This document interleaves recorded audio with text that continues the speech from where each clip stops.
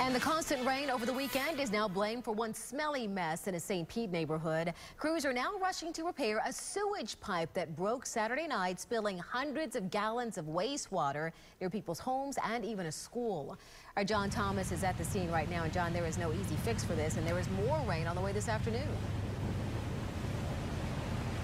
Yeah, and that's not going to help at all, Dia. That's it right behind me, raw sewage, and I'm going to tell you, the smell out here at times when it wafts over you, it's so thick you can chew it. It's like rancid meat stuffed in old shoes. So the problem they're having right now, though, is capping this thing. There's so much water in there and around here because of all the rain. If they dig in there right now, it's just going to be all mud and muck, and it's just going to keep flowing back.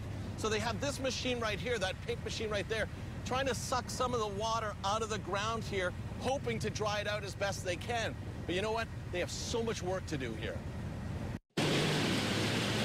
What you're looking at is raw sewage, 250 to 500 gallons per minute, spilling out into this St. Pete neighborhood for the last 3 days, right behind Patty Kelshaw's home. Our pastor was talking about detours a few weeks ago, and this is just a detour. It's a really smelly detour. It's a smelly detour, but we'll get through it. Work crews are now trying to establish a line stop at the break, cutting off the water flow. But they'll only know if it's working at the earliest tomorrow. So right now, their best estimate is they'll have the break fixed by the end of the week. And by that time, hundreds of thousands of gallons of sewage will have flooded into the surrounding area and the waterways. So we're asking people to refrain from any recreational activity where they might come in contact with the water. That's Joe's Creek, Long Bayou, Cross Bayou, right into Boca Ciega Bay, around the Bay Pines area. As for Northside Christian schools right across the street from the spill, it's business as usual at the high school and the middle school.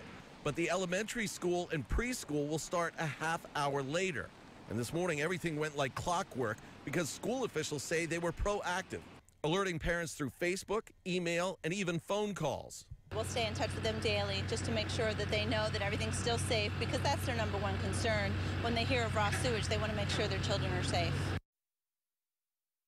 And talking about safety, they want the school officials want everyone to know, especially parents, that the water over there is safe. They have drinking water over there. There's nothing to worry about. They're keeping the kids away from this area as well. For residents of the area, same thing. Water's safe to drink. Everything's fine. But that is a huge problem. I want to show you this once again before we go. That problem is not going to be fixed before the end of the week. Back to you guys.